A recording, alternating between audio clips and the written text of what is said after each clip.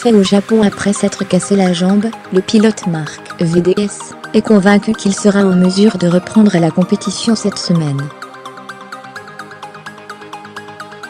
Une fois n'est pas coutume, Jacques Millet a dû se résoudre à suivre le Grand Prix du Japon depuis son canapé, à l'arrêt après s'être blessé à l'entraînement le 29 septembre. Ce jour-là, une séance de trial s'était soldée par une fracture du tibia droit, pour laquelle il avait été opéré le lendemain. Quand on pense à ce que je fais comme boulot, je me suis cassé la jambe dans un accident de rien du tout, explique-t-il à l'heure de donner de ses nouvelles dans son blog sur le site de Red Bull.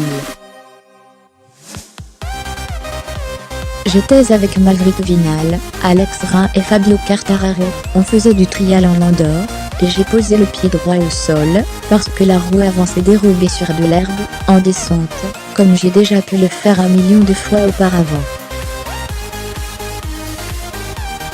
Quand j'ai fait ça, ça a secoué ma jambe et un énorme hématome est apparu au-dessus des genoux et puis, sous le genou, le tibia s'est juste cassé.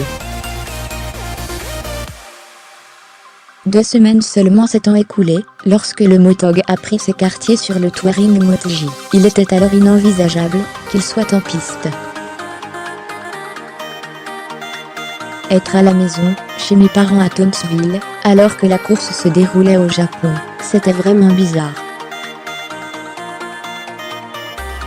Et une journée comme celle-là, avec la météo qu'il y avait là-bas, cela m'a rendu encore plus frustré, parce que je suis habituellement plutôt bon dans ces conditions, regrette-t-il.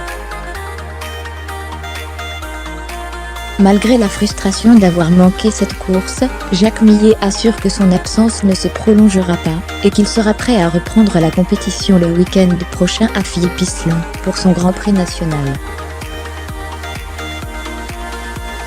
Ma jambe va plutôt bien.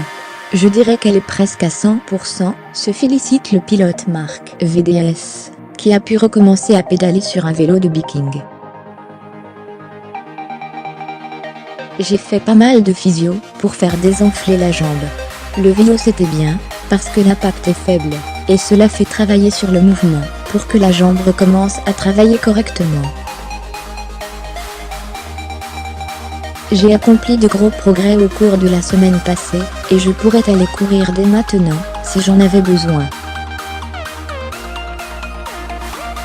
Ça n'est pas juste, parce que c'est l'Australie que je suis prêt à reprendre la compétition le week-end prochain, je serai en mesure de courir quel que soit l'endroit.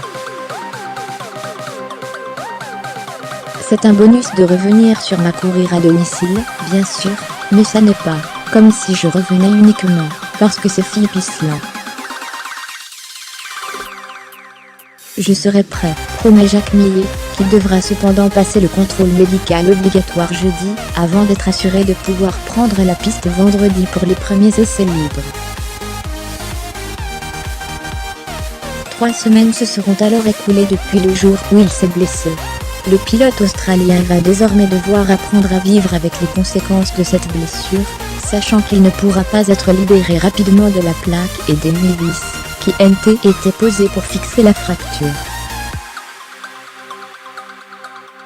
Elles seront là pendant une année complète, jusqu'à fin 2018. J'ai demandé à les enlever plus tôt, dès que possible, mais on m'a conseillé de ne pas le faire. Du coup, elles feront la saison complète avec moi l'année prochaine, indique-t-il.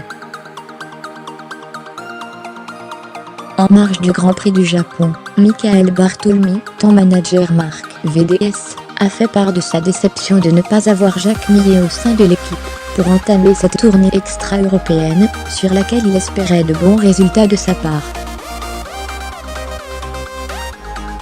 J'ai été un peu déçu par cette blessure, a déclaré le patron des troupes auprès du site officiel du Motog, vendredi. C'est la 2e fois qu'on a une blessure qui survient en dehors de la piste, depuis que Jacques est dans l'équipe, mais c'est comme ça, on doit l'accepter. Mieux vaut un pilote qui s'entraîne qu'un pilote qui reste à la maison. Avec Jacques, la déception venait plutôt du fait que nous avons connu un bon début d'année. Je pense que ça s'est un peu affaissé pendant 3 ou 4 courses en milieu de saison, mais depuis 2 ou 3 courses il revenait très fort, et il aurait sûrement faire du bon boulot ici à MotoGP et à Philippe Island. Nous sommes une équipe privée, nous vivons grâce avec nos partenaires, nous avons toujours un budget restreint, et un gars, comme Jacques est très important pour l'équipe. Il est celui qui fait les résultats, pointait Michael Bartolomé. J'ai besoin de lui, il est mon pilote numéro 1.